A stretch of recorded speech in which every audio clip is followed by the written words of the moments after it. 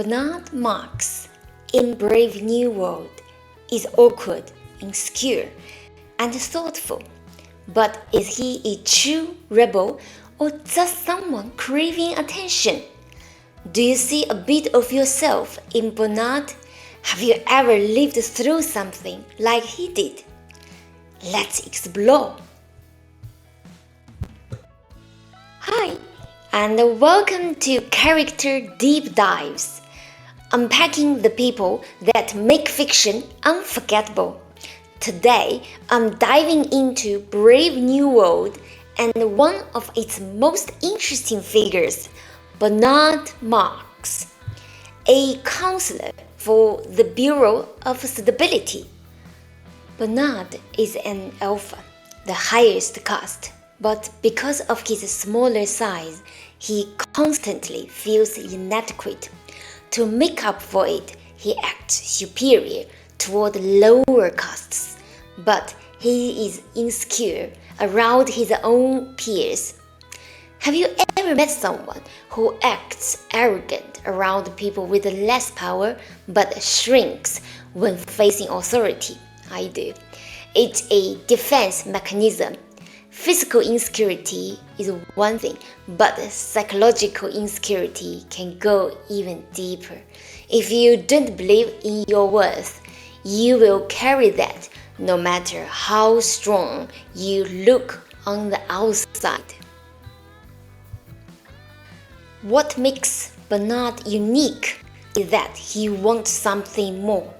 He doesn't want to be just another cell in the social body. He wants to be himself, even if it puts him at risk.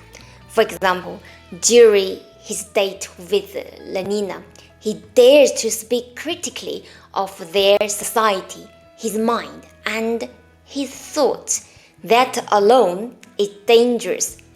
But here is the question. Does Bernard really want to challenge the system?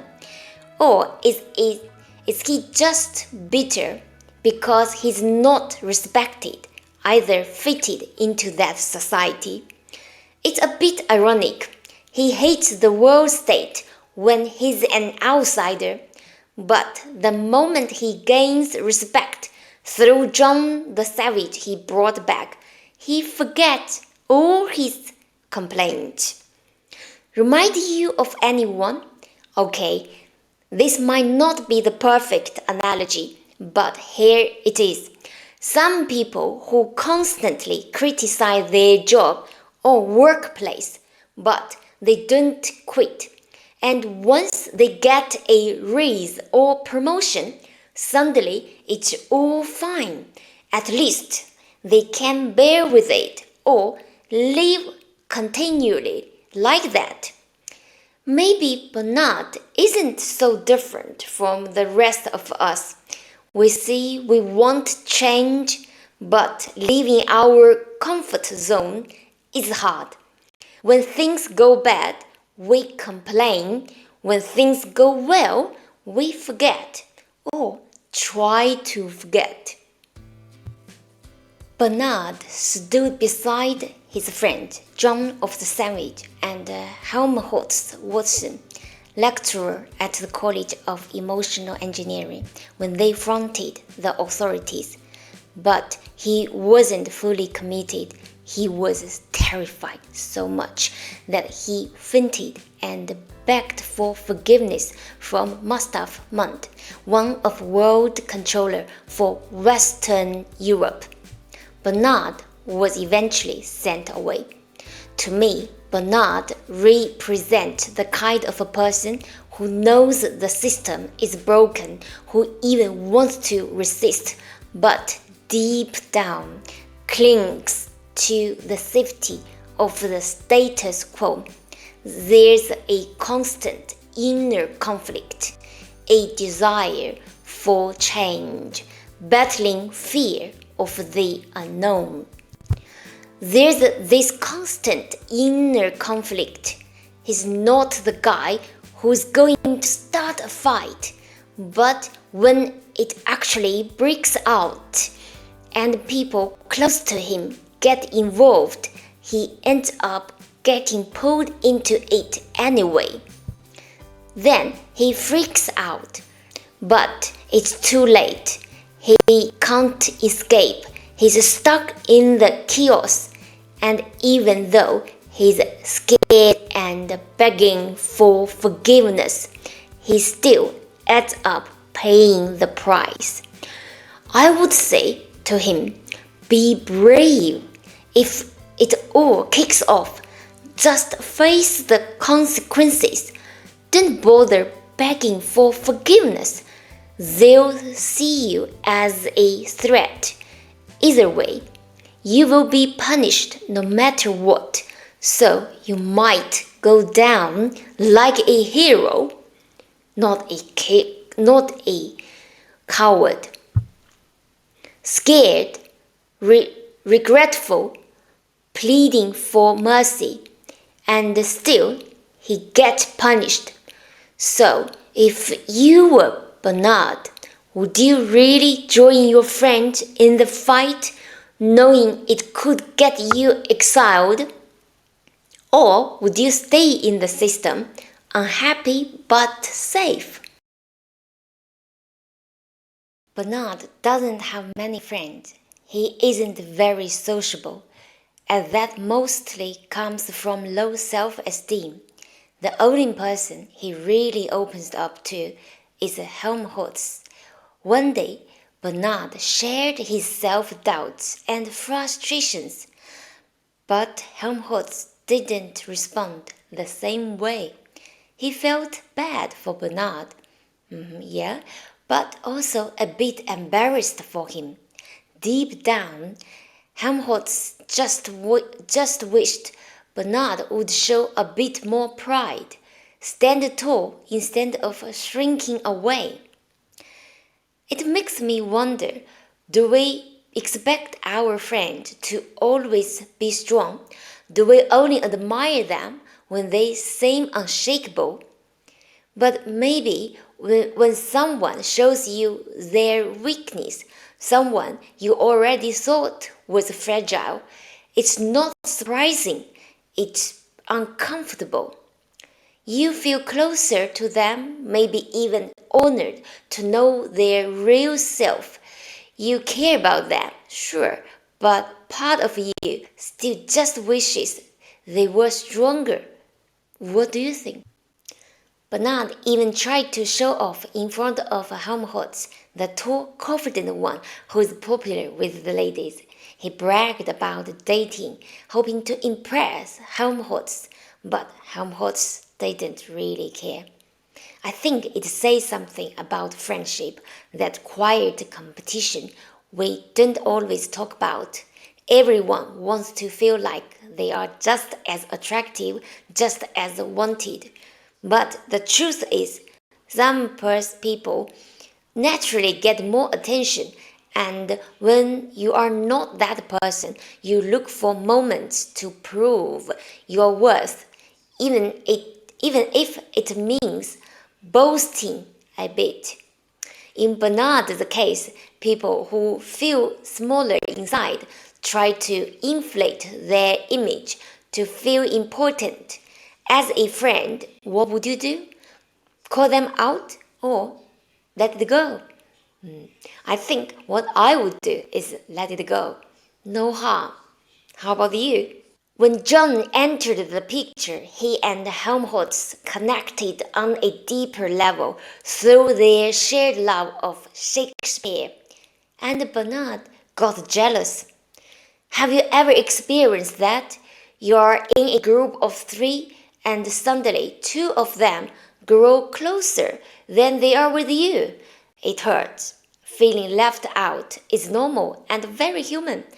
But I don't think we always have to feel excluded.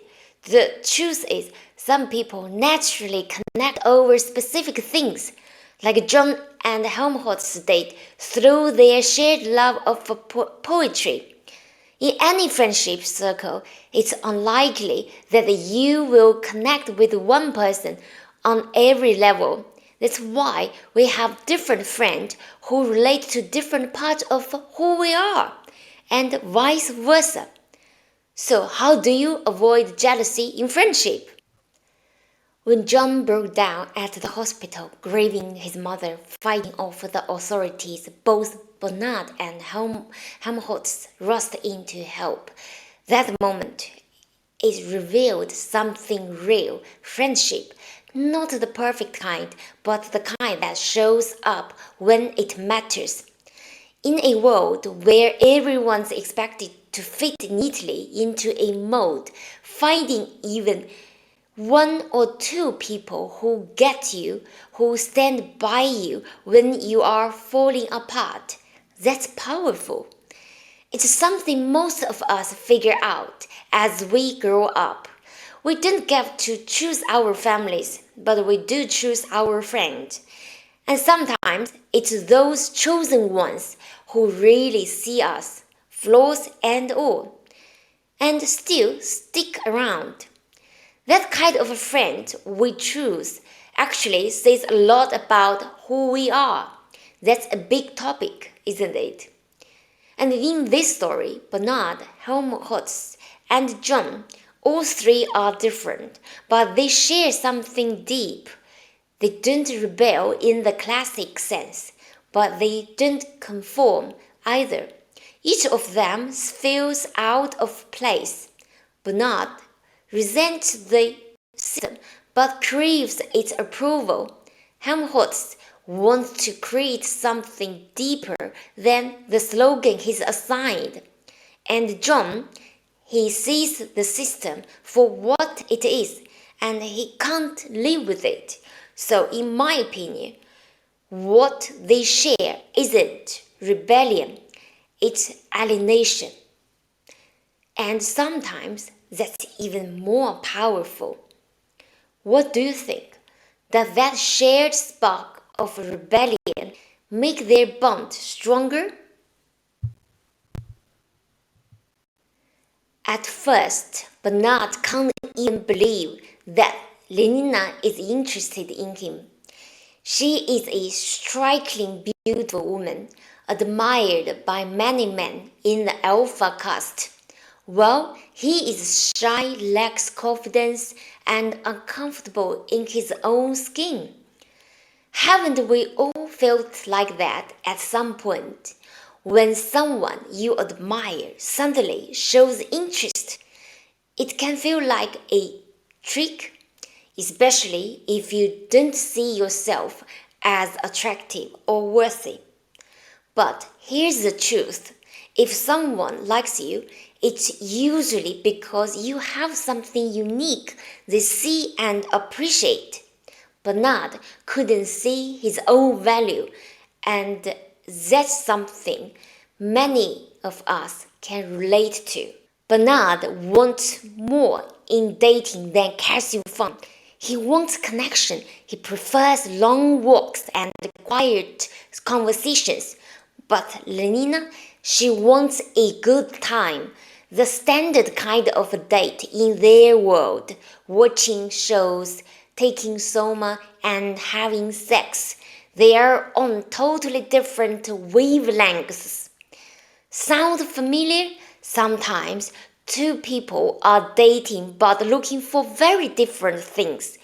What to do? Don't settle. Keep looking for the kind of connection you believe in. I get that it's tough for both of them living in a world where having just one partner is seen as weird, even judged. Lenina doesn't really understand what a deep emotional connection between a couple is. She was raised to believe that everyone belongs to everyone else. Casual sex wasn't just accepted, it was expected. Everyone around her acts like that. It's kind of mad when you think about it. We are all shaped, often without realizing it, by the environment around us. Sometimes we are so deep in the system, we don't even think to question it. Some people might say we live in a world like that now, where sex is free. But here's what I would say. If that's not for you, don't go along with it. Trust your gut. You don't need to follow the crowd. Save that kind of intimacy for someone you truly connect with, if that's what you feels right for you. The book doesn't really explore what happens between Bernard and Lenina after their trip to the sandwich reservation. Did Lenina lose interest because Bernard turned out to be boring? Or was it that he failed to support her when she was shocked by what she saw there? I think Bernard simply wasn't in the mood for romance. He was too caught up in fear. After learning that his boss was planning to fire him, all he could think about was how to protect his career. The trip could have brought them closer, but instead it pushed them further apart. And when they got back, Bernard suddenly had the attention of other women, and he chased it. He'd never had that before. Now that he was famous and accepted, he couldn't resist it. In the end, it shows something bigger. In that world, there's no real loyalty between couples. And honestly, I wouldn't want to live in a world like that. Right before Bernard left for the sandwich reservation, he uncovered something huge and dangerous. He found out a secret about his boss, Thomas, the director of hatcheries and conditioning. Turns out, years ago, Thomas had visited the reservation himself and fathered a child with a beta woman named Linda. That child, as you know, was John, the so-called savage. Thomas was terrified that this secret would ruin him. It would destroy his reputation and his career. So, to protect himself, he planned to get rid of Bernard first by smearing him and sending him off to Iceland. And when Bernard learns he's about to be exiled, he strikes back hard. He brought Linda and John back with him and exposed Thomas in front of everyone. The scandal completely shattered Thomas' image and ended his career. So, who was really in the wrong? Bernard acted out of self-defense. He didn't go looking for the secret. It came to him. The director Thomas, on the other hand, tried to fire Bernard first to cover his own tracks. Personally, I think Thomas was to blame. Bernard just didn't want to be humiliated and pushed out brutally. Was Bernard justified? What would you do in that kind of situation? Final thoughts. Bernard is not a clear hero or a coward. He's insecure, self-serving at times, but also thoughtful and deeply human, cares about friends, stood beside friends. He reflects something real about power, confidence, friendship, and our desire to be seen. And at the end of the day, maybe Bernard isn't just a character in a dystopian novel. Maybe he's a little bit like us. Thanks for watching this character deep dive on Bernard Marx. If you enjoyed this, give it a like and subscribe. Also, let me know in the comments, do you think Bernard was brave or just lucky, relatable or weak? Please stay tuned. Next, we might explore Lenina or maybe John. Until then, keep thinking and imagine.